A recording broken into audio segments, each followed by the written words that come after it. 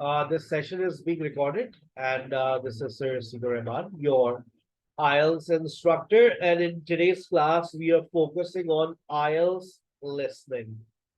I assure you that you can score 8 bands in IELTS listening without any problem. I assure you. If you follow my advice and if you follow my way, अगर आप मेरे तरीके को follow करेंगे तो आप 8 हफ्तों के अंदर इस काबिल हो जाते हैं कि आप हंसते खेलते 6+ थोड़ी सी मेहनत के साथ 7+, और अगर आपने थोड़े एक्स्ट्रा एफर्ट्स कर दिए तो 8+। सर वो कौन सी एफर्ट्स है हमें बताइए। आइए याद रखिए, आपके पास लिसनिंग को करने के लिए पेपर में आधा घंटा है। अगर तो आप कंप्यूटराइज लिसनिंग देने जा रहे हैं, ठीक है, और आपके पास पेपर बेस का ऑप्शन नहीं है, कोई टेंशन लेने की जरूरत नहीं है। थोड़ी सी चैलेंजिंग हो जाती है लिसनिंग में, क्योंकि अगर तो आपकी टाइपिंग स्पीड थोड़ी सी भी स्लो है तो वो जो वर्ड आपको डायरेक्ट टाइप करना है वो टाइप करते हुए स्पेलिंग एरर हो सकता है। आपको पता गलत की दब गई आपसे लिखते वक्त, तो फिर हम थोड़ा बहुत आते रहते हैं, लेकिन मुमकिन है बहुत ज्यादा कि आप लिखते हुए कोई टाइपिंग एरर कर दो और आपका की स्पेलिंग गलत हो गई। और स्पेलिंग गलत होने का मतलब है आपको मिलेंगे 0। कोई मार्क्स आपको मिलने वाला नहीं है अगर आपने स्पेलिंग मिस्टेक कर दी। आपको लिखना था बेयर, आपने लिख दिया बेयर। BEAR लिखना था या BARE लिखना था और आपने कुछ और लिख दिया। आपने लिख दिया BEER, बिल्कुल ही अलग कर दिया। आपको लिखना था वीक, आपने लिख दिया वीक। WEEK और WEAK, यानी कि पहली प्रॉब्लम स्पेलिंग है। जो पहली प्रॉब्लम है उसको काउंटर अटैक कीजिए, अपना व्हाट्सएप चेक कीजिएगा। मैंने आपके व्हाट्सएप के ऊपर 1200 स्पेलिंग्स फॉरवर्ड किए। वार्म अप सेशन में मैंने बहुत सारी पीडीएफ फॉरवर्ड कर दी आपको, और आप उसमें देखिएगा कि आपके पास उसमें 1200 वर्ड्स आए होंगे। वो 1200 वर्ड्स अल्लाह का वास्ता है देख लीजिएगा, और इन 8 हफ्तों के अंदर उस पर आप काम कर लीजिएगा, ये आपके लिए बेहतर होगा। ठीक है, पहला मसला बता दिया स्पेलिंग का है। अब दूसरा मसला है, हमें समझ नहीं आता वो कह क्या रहा है, यानी कि ये मसला है उसके एक्सेंट का। और ये मसला एक ही तरह से हल होता है जब आप उसको सुनेंगे और बार बार सुनेंगे, लेकिन आप लोग सुनते नहीं है। जॉबियन है, हाउसवाइफ है, टाइम ही नहीं है। अगली पीटीआई आप लोग ही बना रहे हैं। भाई टाइम तो निकालना पड़ेगा। टाइम, ये एक्सक्यूज मत दिया करे टाइम नहीं है। मुल्क से बाहर जाना है, आइल्स करना है, तो टाइम होना चाहिए आपके पास। तो अगर आपको समझ नहीं आती है तो उसका एक ही वाहिद हल है, और वो हल क्या है बेटा?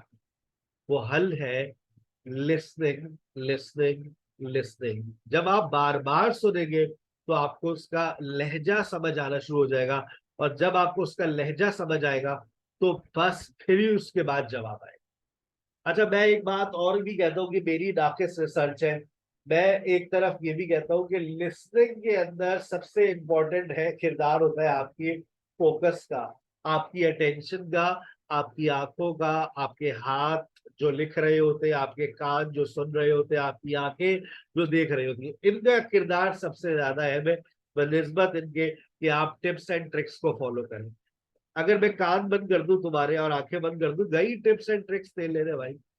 तो बेटा टिप्स एंड ट्रिक्स से सबसे ज्यादा इंपॉर्टेंट चीज है जिस पर आपको प्रैक्टिस करनी है, वो आपके हाथ। पहली जरा ट्रेनिंग का हिस्सा समझिएगा, क्या क्या करना क्या होता है पेपर में। ये देखिए, आगे आपके सामने पेपर आ गया।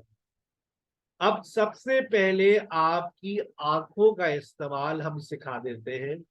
आपकी आंखें देखती हैं सबसे पहले कि पूछा क्या जा रहा है और लिखना क्या। ये मैंने आपकी आंख बना दी, ठीक है। और मैं आपकी, देखे फॉर एग्जाम्पल, ये सवाल आपको पढ़ना है, तो आपकी एक आंख पहले तो यहां पर गई, देखते रहिएगा, ठीक है। पहली एक आंख तो आपकी यहां चली गई, ये रही, मैंने पूरी आंख बना दी है। आप इस बात को जरूर देखा करें कि आपसे पूछा क्या जा रहा है। वन वर्ड है, टू वर्ड है, थ्री वर्ड्स है। पहली आंख, एक आंख ने ये देखा, उसके बाद दूसरी आंख ने देखा कि यहाँ पर क्या पूछा जा रहा है, रेगुलर एक्टिविटीज। और जल्दी जल्दी आपने अपनी आंखों को पूरे पेपर पे दौड़ाया। और पता है कहाँ पर देखना है आपको, सबसे इंपॉर्टेंट आपको देखना कहाँ है, आपको ये देखना है कि डैश से पहले क्या लिखा हुआ है, डैश से पहले क्या लिखा हुआ है, डैश से पहले क्या लिखा हुआ है, डैश से पहले क्या लिखा हुआ है, डैश से पहले क्या लिखा हुआ है। ये आपको जो टाइम मिलता है ना, you have some time to look at question number 1 to 5। अब आप उस टाइम में ये काम करते हैं कि आप इन सबसे पहले ये देखते हैं कि यहाँ क्या लिखा है। ये बन गई आपकी आंखें। अब आपकी देखेंगे आंखों का इस्तेमाल सिखा रहा हूँ, अभी मैं हाथों का इस्तेमाल भी सिखाऊंगा और कानों का इस्तेमाल भी सिखाऊंगा। ये जो सबसे इंपॉर्टेंट चीजें, जो कोई, मुझे नहीं लगता कोई ये इस तरह की बातें आपसे करता है होगा। आंखों का इस्तेमाल सबसे इंपॉर्टेंट है, ठीक है। अब आप अपने कानों से सुनना शुरू करेंगे, listening with years, don't listen with your eyes. पता है क्या करते हैं आप लोग, जब आप लोग पेपर में होते हैं तो आप बस आंखों का इस्तेमाल कर रहे होते हैं, आपको कानों का भी इस्तेमाल करना है। आंखों से क्या करना है, सी विद योर आईज। ये लिसनिंग का फॉर्मूला दे रहा हूँ आपको, लाइव एंड एक्सक्लूसिव। आज से पहले नहीं दिया, आप लोग खुशनसीब है, आप लोग को लिखवा रहा हूँ। देख लेना पिछले 3 साल के लेक्चर, ये फॉर्मूला किसी और ने दिया। और आखिरी बात, राइट विद योर हैंड्स। ये तीनों काम जो एक साथ कर सकते हैं आप, यही है लिसनिंग में कामयाबी की चाबी। आपके कान सुनने में लगे हो, आपकी आंखें देखने में लगी हो, और आपके हाथ लिखने में लगे हो, तीनों के अलग अलग काम चल रहे हैं। आंख को, एक आंख यहां रखनी होती है, देखिएगा मैंने सुनना शुरू किया, एक आंख और एक कान यहां होता है, दूसरी आंख और दूसरा कान यहाँ होता है।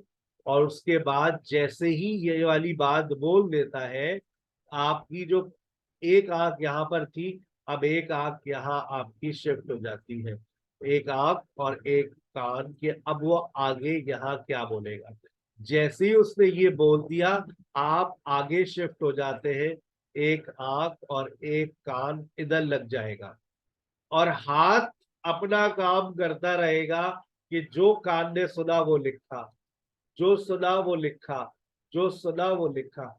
ये एक ट्रेनिंग होती है बाकायदा। तो इस, यही वो प्रैक्टिस है जो आपको लिसनिंग के अंदर करती है। सर मैं कैसे लिखूं, मतलब मैं सुनूं, मैं देखूं, मैं लिखूं। बेटा तुम्हें तीनों काम करने लिसनिंग के अंदर।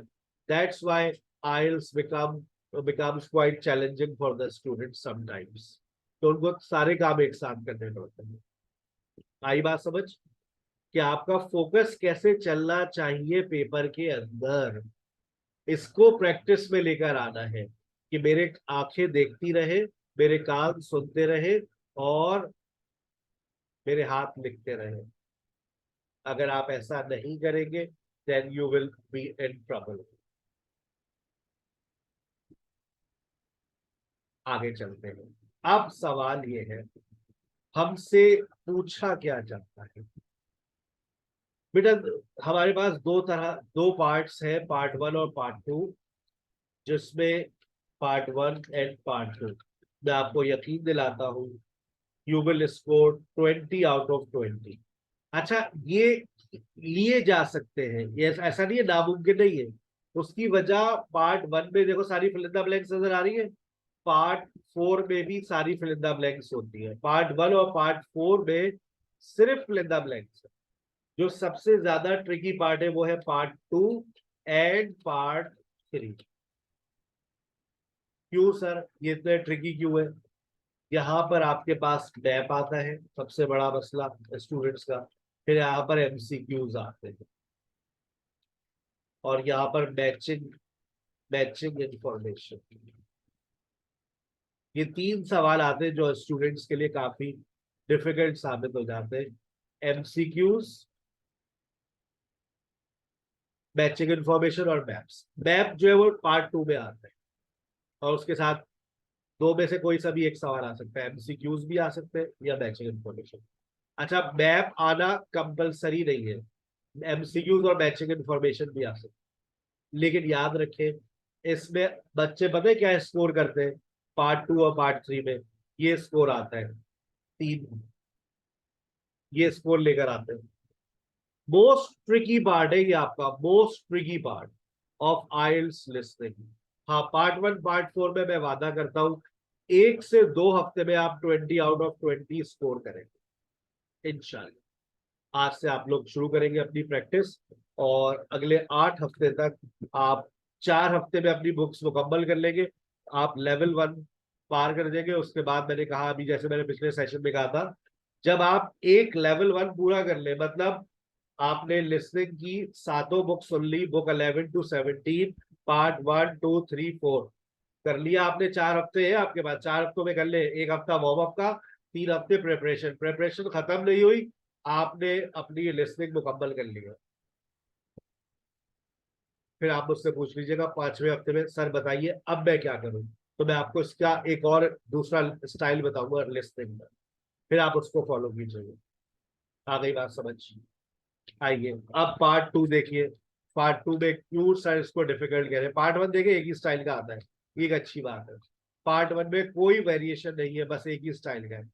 ये पहले थोड़ी वेरिएशन देखी गई है 11 में, वरना जनरली अब नहीं देखी जाती वेरिएशन। ये आ गया पार्ट 2। देखिए पार्ट 2 में क्या आ रहा है, एमसीक्यूज, और नीचे एमसीक्यूज विद मल्टीपल आंसर्स, पूरा एमसीक्यूज। एमसीक्यूज और matching information, MCQs matching information, MCQs, ये आ गया एमसीक्यूज और match. MCQs, matching information, a multiple choice question with multiple answers. नीचे 19 and 20. Matching information, MCQs, map, multiple choice question आपके सामने, ठीक है।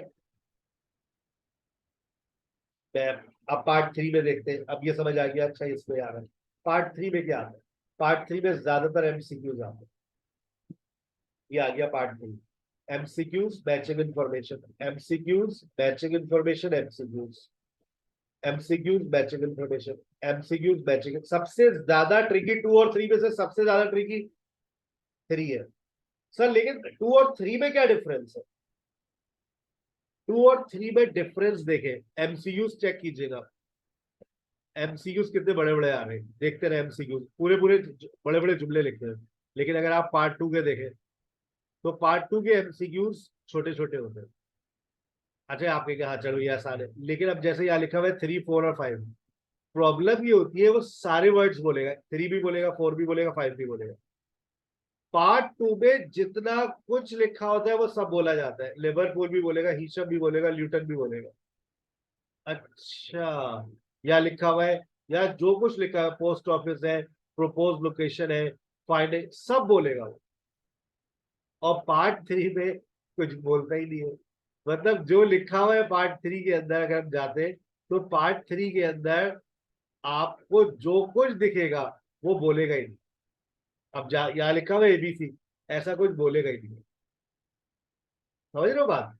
पार्ट 2 में जो कुछ लिखा है वो सब बोलेगा, और पार्ट 3 में जो कुछ लिखा है वो बोलेगा ही नहीं। अच्छा अच्छा अच्छा अच्छा अच्छा, आई बात समझ? क्लियर?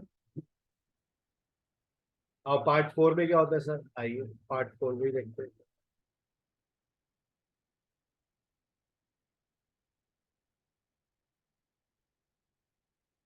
ये आ गया पार्ट 3, ये पार्ट 4। देखिए पार्ट 4 सिर्फ फिल इन द ब्लैंक्स है। Fill in the blanks, fill in the blanks, fill in the blanks. fill in the blanks, fill in the blanks, fill in the blanks, fill in the blanks, fill in the blanks, सब fill in the blanks। Part one और part four पहले तैयारी का तरीका सुन ले। पहले आप लोग पार्ट वन करेंगे, फिर आप पार्ट फोर करेंगे, फिर पार्ट टू, फिर पार्ट थ्री। जब आप पार्ट वन और पार्ट टू में अगर आपने पेपर में 20 में से 20 ले लिए, तो इसका मतलब ये है कि बेटा आप 30 क्रॉस कर देंगे। अच्छा सर, 30 क्रॉस करने का मतलब क्या होता है? 30 क्रॉस करने का मतलब मैंने आपको बताया था, आपको अगर याद हो ले लीजिए, अभी आपकी स्क्रीन पर आ जाएगा।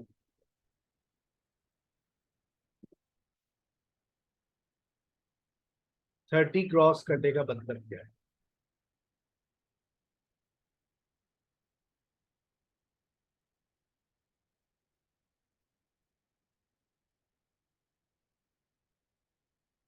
30 क्रॉस करने का मतलब देख लें।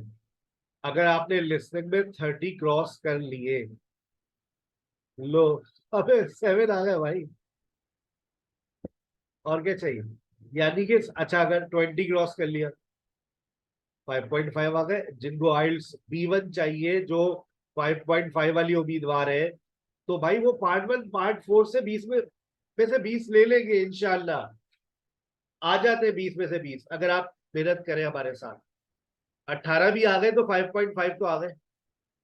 तो मैं कहता हूं, अगर आप पार्ट टू में पार्ट थ्री में बड़े से बड़े भी 10 भी ले लिया आपने, तो 18 और 28 लो, 6.5 पे तो पहुंच ही गए लिस्टिंग में। क्लियर? Got it? स्कोर देख ले आप, आपका टारगेट क्या है, आपको कितने सही करने हैं? 7.5 मेरा स्टूडेंट एवरेज स्कोर लेकर आ रहा है 7, क्योंकि मेरा तरीका क्या है, मैं पार्ट वन पार्ट फोर को पक्का करवा देता हूँ एक हफ्ते में। उसके बाद जितनी भी जिंदगी बची है, उसमें पार्ट टू और पार्ट थ्री पर प्रैक्टिस करवाता हूँ।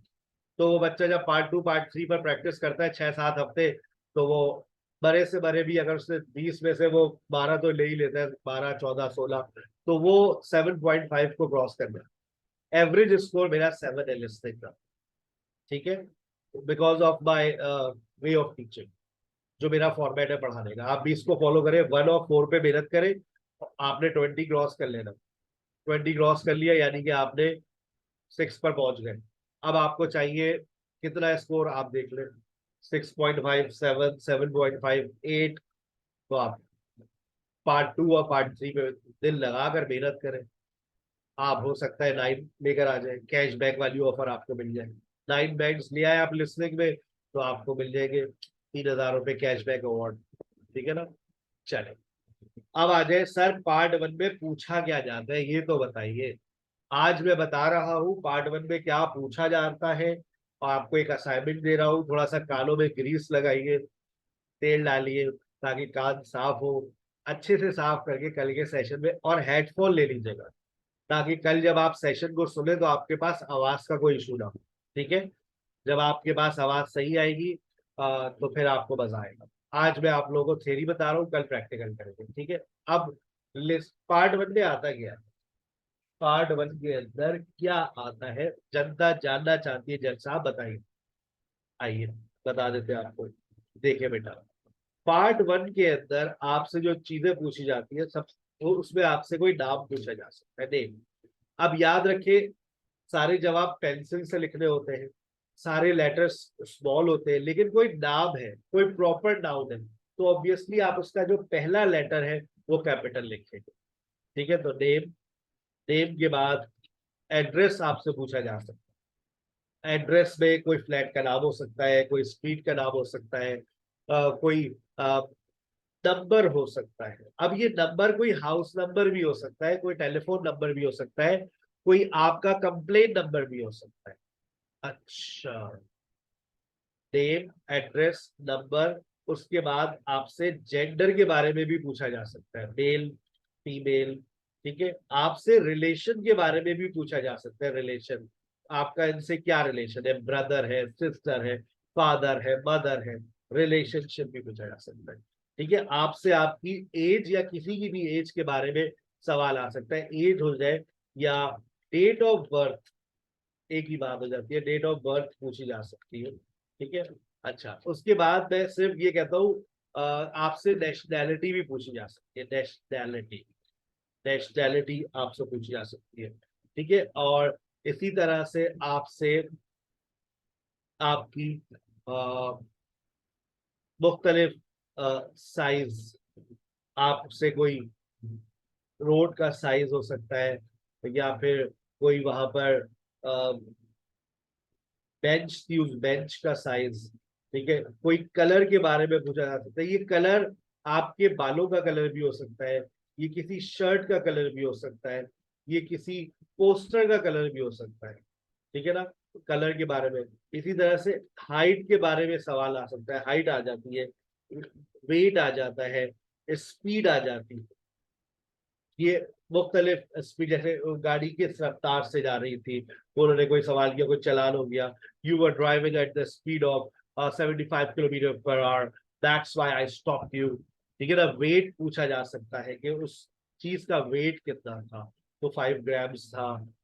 डेट पूछी जा सकती है, मैं टाइम अगर लिख दूं टाइम, तो टाइम के अंदर देखिए क्या क्या आ रहा है, ईयर आ सकता है, टाइम के अंदर मंथ भी आ जाता है, टाइम के अंदर डेट भी आ जाती है, टाइम के अंदर पार्ट ऑफ द डे भी आ जाता है। पार्ट ऑफ द डे समझते, in the morning, afternoon, evening, night, ये भी आ जाता है, टुडे, यस्टरडे, ये वर्ड्स भी आपसे पूछे जा सकते हैं, लिखे जा सकते हैं, ठीक है।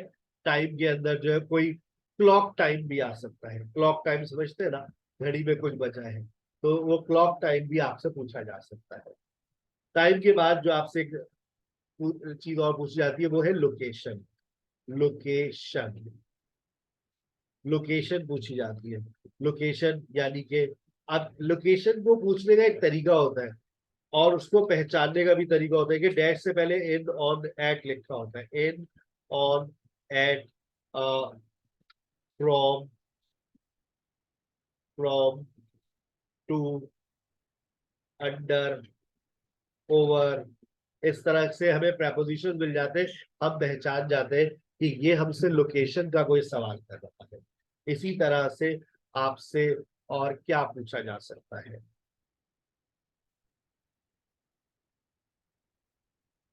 स्किल्स के बारे में आपसे सवाल, स्किल्स या फिर क्वालिटीज, ठीक है, आपसे क्वालिटीज, और उसके बाद एक्सपीरियंस, ये आपसे पूछा जा सकता है। प्रोजेक्ट और भी चीजें याद आई, प्रोफेशन, आप स्क्रीनशॉट ले लीजिए, अपने पास नोट कर लीजिएगा।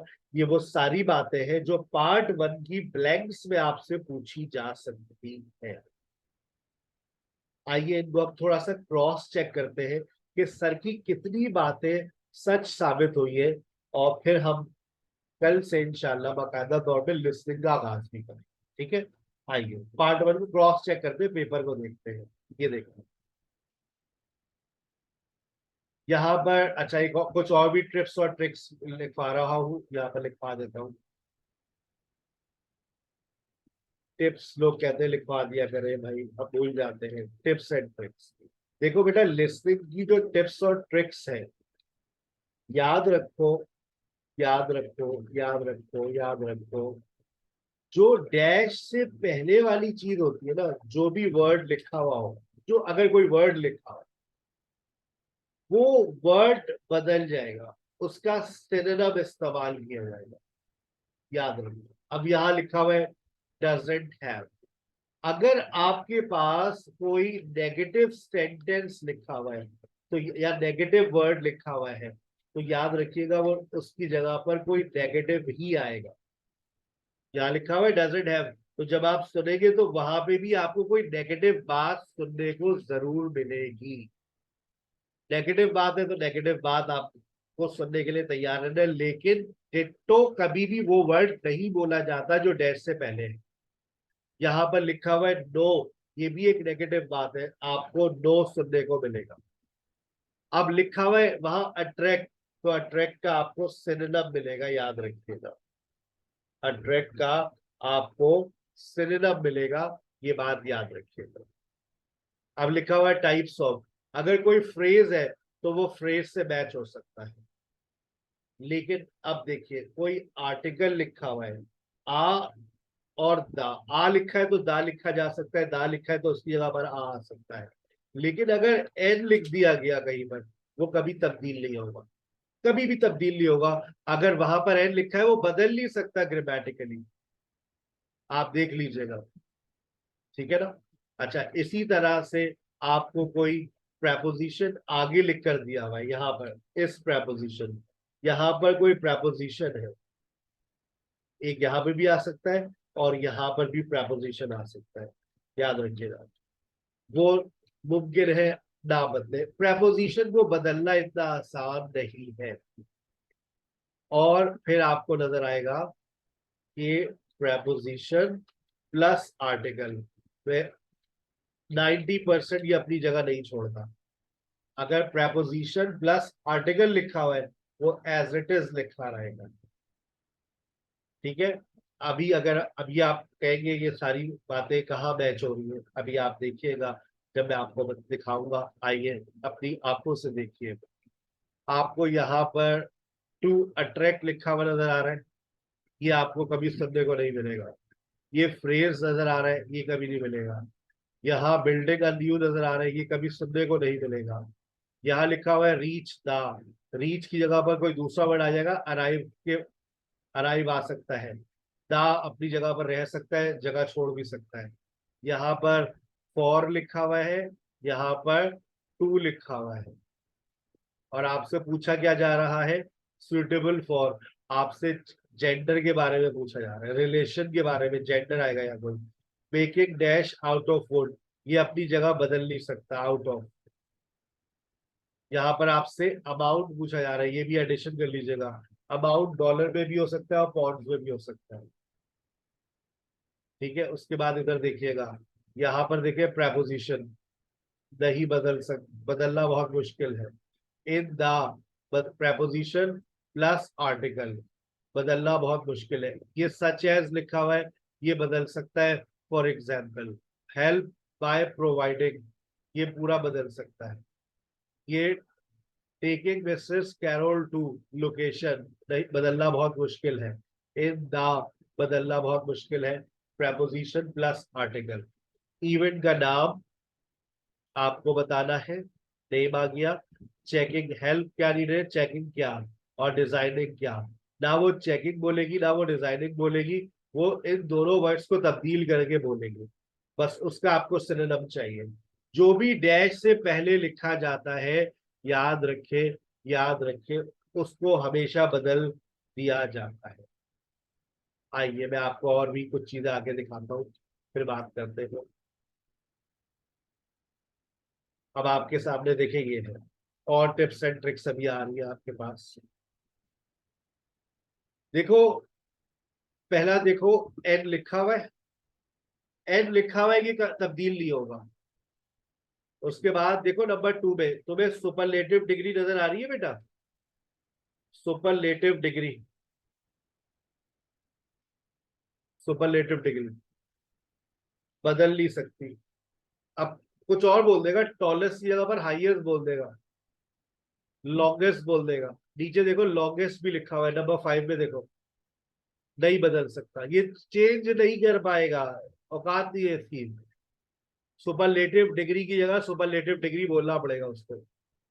नंबर 3 में देखिए मेक लिखा हुआ है, मेक की जगह पर दूसरा वर्ड इस्तेमाल कर सकते हैं। यहाँ पर आपका वोकैबुलरी का थोड़ा सा इम्तिहान होता है। अब होता क्या है, बच्चा मेक सुनने के लिए बैठा रहता है, make make make make make बोलेगा, मेक बोलेगा, मेक बोलेगा, वो मेक नहीं बोलता, वो क्रिएट बोल देता है। अच्छा, अच्छा, अब अगर आपने देखा नाउन है, फिर नाउन है, और आगे एंड है, और फिर डैश है, तो बताओ डैश में क्या आएगा। वर्ब है, कॉमा वर्ब है, एंड आगे डैश है, बताओ डैश में क्या आएगा। देखो noun plus noun and dash, तो वहां पर देखो नंबर 4 में, build model cars trucks and dash, बताओ यहाँ पर क्या आएगा, नाउन आएगा या वर्ब आएगा। कार्स, ट्रक्स एंड डैश, बताओ जवाब दो, क्या आएगा।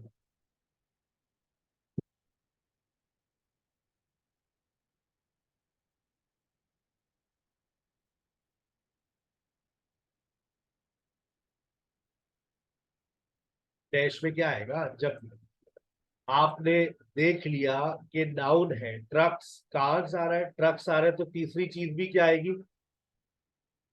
नाउन आएगी, और वो भी प्लोरल में आएगी। अच्छा, अब देखो 4 के बाद तुमने 5 हो गया। अब देखो तुम 6, देखो 7, देखो 7 में क्या आ रहा है? क्या तुम्हें वर्ब नजर आ रहा है? ये डैश यू भी हो सकता है, देखो मैं इसको यू भी लिख सकता हूँ। वर्ब, पहला वर्ब क्या है देखो? Verb, comma, dash, and one. देखो लिखा हुआ नजर आ रहा है फिर। ये फॉर्मेट्स है, ये यूट्यूब पे कहीं नहीं मिलेगी आपको बातें। ये रही, verb, comma, dash and dash. मिला आपको? 7 में देखें, बिल्ड, डैश एंड प्रोग्राम। अब बताओ जवाब में क्या लिखोगे? वर्ब आएगा या नाउन आएगा?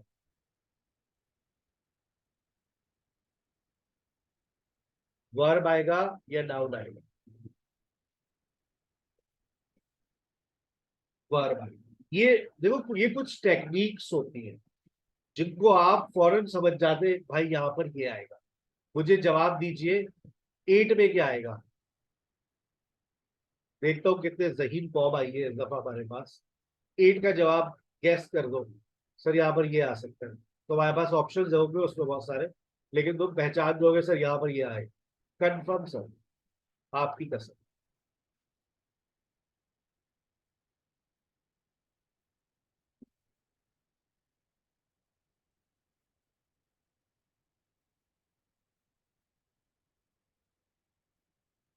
किसी ने कहा डेट आ सकती है।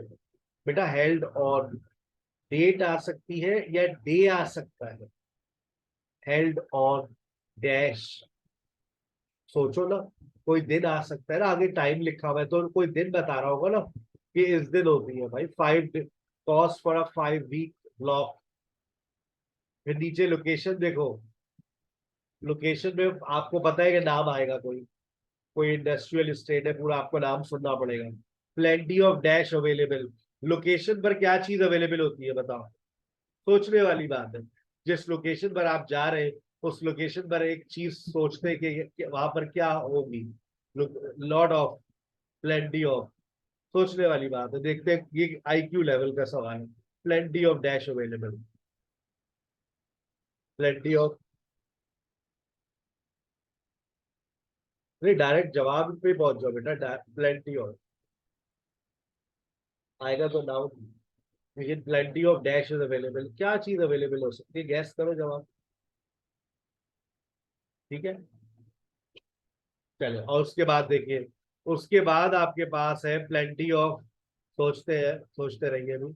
उसके बाद आप देखिए, आपके पास एक और बात। अब लिखा हुआ है नंबर 6 में, देखो लिखा हुआ है शॉर्ट। क्या लिखा हुआ है? शॉर्ट। अब ये शॉर्ट नहीं बोलेगा, शॉर्ट की जगह पर ये पता है क्या बोलता है? 5 minutes. 5 minutes, create a short. Create की जगह पता है क्या बोलता है? टेक। क्रिएट की, क्रिएट नहीं बोलेगा, शॉर्ट नहीं बोलेगा, आगे सॉफ्टवेयर बोलेगा। लेकिन क्रिएट और शॉर्ट का वर्ड कभी नहीं बोलेगा। बिल्ड बोलेगा, प्रोग्राम बोलेगा, लेकिन बीच में क्या बोलेगा? वर्ड बोलेगा। आ गई बात समझ? नंबर सीधे हाथ पर देखिएगा, number 9, orders are completed within dash. बताओ क्या आ सकता है यहाँ पर? क्या आएगा विद इन डैश? देखते हैं कौन जवाब देता है। Orders are completed within dash. है कोई जहीन बच्चा हमारी क्लास में? Very good, excellent. सोहेल भाई आपका जवाब दुरुस्त हुआ। विद इन मिनट्स, नौरीन का भी जवाब मान लेते सही। मिनट्स और डे, आप टाइम पर पहुंच गए सर, यहाँ टाइम होगा। अच्छा, अब आप जरा इधर देखिएगा, मैं आपका आईक्यू लेवल चेक कर रहा हूँ। इसका स्क्रीनशॉट ले लें या गायब होने वाला? ठीक है, अब आपका आईक्यू लेवल। आपके पास एक सवाल है, देखिए। और photos must not be in dash और डैश। आमतौर से फोटोज एल्बम में होती है, ये हमारा आईक्यू लेवल है जो हमें बताता है। दूसरी बात, वो पता नहीं क्या कह रहा होगा। कहते हैं before the order is sent dash is required. ये एक आईक्यू लेवल का सवाल। क्या चीज रिक्वायर्ड होती है बताइए। इससे पहले कि हम आपको ऑर्डर कंप्लीट करें, हम डैश इज रिक्वायर्ड सोचे जरा, दुकान वाले की हैसियत से सोचे।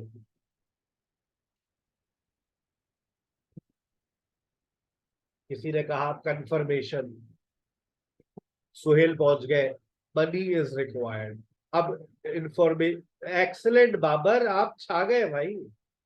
ये है जहीन बच्चा हमारी क्लास का। किसी ने कहा टाइम, किसी ने कहा मनी। मनी और पेमेंट और इंफॉर्मेशन सबसे क्लोज बाबर पहुंचे, लुबना पहुंची।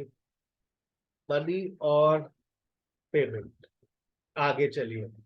Photos can be place in a folder with the name. आप याद करें, जब आप लोग अपनी तस्वीरों को कंप्यूटर के अंदर मुख्तलिफ फोल्डर्स के अंदर डालते थे, तो आप क्या करते थे? विद द नेम, क्या नाम देते थे? यहाँ पर क्या आएगा? नाम क्या आएगा? विद द नेम, गुड्डू, छोटू, दादा, दादा दादी, मम्मा पापा, अपी। क्या कर रहे हैं आप? ये विद द नेम ऑफ कोई रिलेशन होगा, कोई रिलेशन जो होंगे उसके हिसाब से आप फोल्डर्स बनाते हैं। अब आप लोगों में से ग्राफिक डिजाइनिंग कौन जानता है? देखते हैं। आपको ग्राफिक डिजाइनिंग आती है तो बताइए। The dash and contrast can be improved if necessary. आप एक पिक्चर में कंट्रास्ट और दूसरी चीज क्या इम्प्रूव कर सकते हैं? देखते हैं। ये आईक्यू है बेटा। Eyes is all about your IQ. बेटा ग्राफिक डिजाइनर मुझे बताएंगे ये डैश एंड कंट्रास्ट। कंट्रास्ट की ना दूसरा वर्ड एक और लाओ ना बेटा, साइज। ओके, कंट्रास्ट और साइज एक ही चीज में। ये चीज सोहेल भाई छा गया। उजैर जबरदस्त, आप करीब करीब पहुंच गए। सोहेल ने तो जवाब बता दिया। ये है वो बच्चे जो सही बच्चे होते हैं। बाकी लोग सोचे लिखे भाई। वेरी गुड मालिया, अरे भाई छा गए आप। सुनने से पहले जवाब दे दिया यार आपने। ये शपथ थोड़ी एडवांस हो गई, आप पिक्सल पर पहुंच दिया। लेकिन बेटा कंट्रास्ट, कंट्रास्ट, कंट्रास्ट देखो अपने मोबाइल फोन में कि कंट्रास्ट के साथ और कौन कौन से ऑप्शन होते हैं। मैं दूसरा ऑप्शन बता देता हूँ, ब्राइटनेस। तब तो पहुंच। एक और बता देता हूँ, ह्यू। अभी भी मैंने जवाब नहीं बताया। आप पहुंचे? देखते कोई पहुंचता है नहीं पहुंचता। मैंने ब्राइटनेस होती है, कंट्रास्ट होता है, ह्यू होती है, और तीसरी चीज क्या होती है?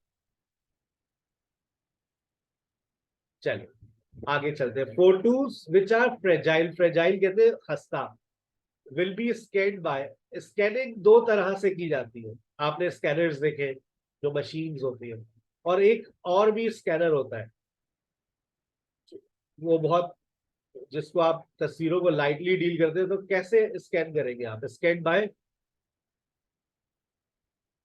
एक तो मशीन होता है, दूसरा ऑप्शन क्या है?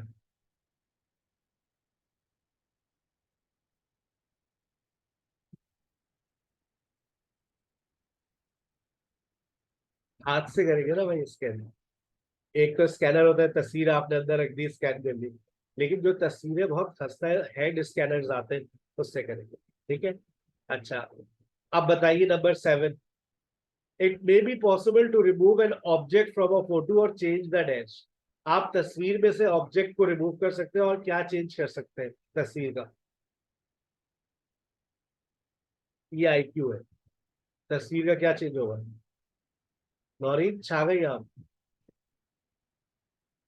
क्लियर हो गया भाई आपका आंसर? और सोचे। आप तस्वीर के अंदर से बात हो रही है, तस्वीर के अंदर बलिए, तस्वीर के अंदर ऑब्जेक्ट रिमूव कर दिया और क्या चेंज कर दिया तस्वीर के अंदर? ये चीज। शफाक जबरदस्त, सोहेल भाई सारा great background. change the background. A photo which is not correctly in dash cannot be fixed. बताइए, वो आप लोग तस्वीरें रोजाना ही अपनी सेल्फियां लेते हैं, लेकिन एक ऐसी तस्वीर जिसका क्या सही ना हो उसको हम फिक्स नहीं कर सकते। वो क्या चीज सही ना हो, a photo which is not correctly in, देखो साइज नहीं, साइज को तो आप छोटा बड़ा कर सकते,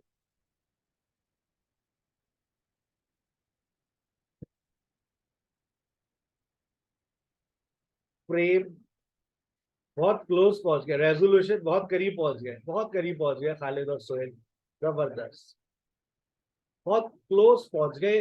बस इसी इसी कैटेगरी पिक्सल और करीब पहुंच गए, लेकिन उस वर्ड पे नहीं पहुंचे। आप अपने देखिए कैमरे में कौन सा वर्ड इस्तेमाल होता है,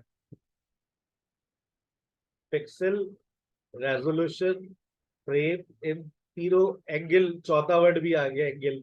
अब बस अब आंसर पे आना चाहिए आपको जवाब। क्या चीज होता है जो तस्वीर का अगर खराब हो जाए तो फिर नहीं, उसको आप सही नहीं कर सकते। है कोई सही बच्चा हमारी क्लास में? चलो बता दो, एफ से आता। अरे भाई नौरीन पहुंच गई भाई, अभी हमने बताया था। हो गया भाई नौरीन, आपका जवाब क्लियर।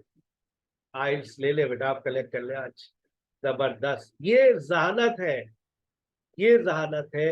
अगर आपने आंसर देखे बगैर जवाब दे दिया है तो आप छा गए, ठीक है ना, और अगर आंसर देख कर दे रही है, चले।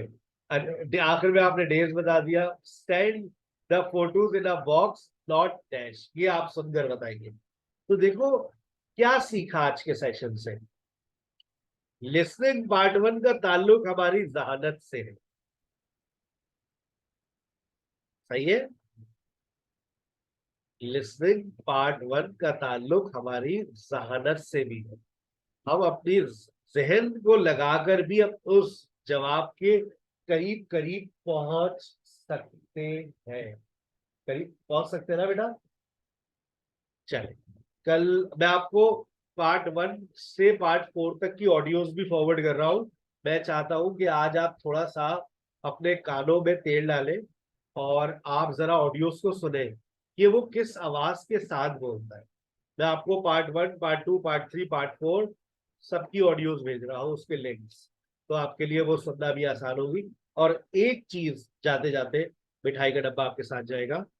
आ, ये लीजिए। बाकी सर आप मिठाई का डब्बा दे रहे हैं, बिल्कुल बेटा बिल्कुल। ये लीजिए। कंप्यूटर जी जल्दी से, एक मिनट, टेप ज्यादा लगा दिया उन्होंने।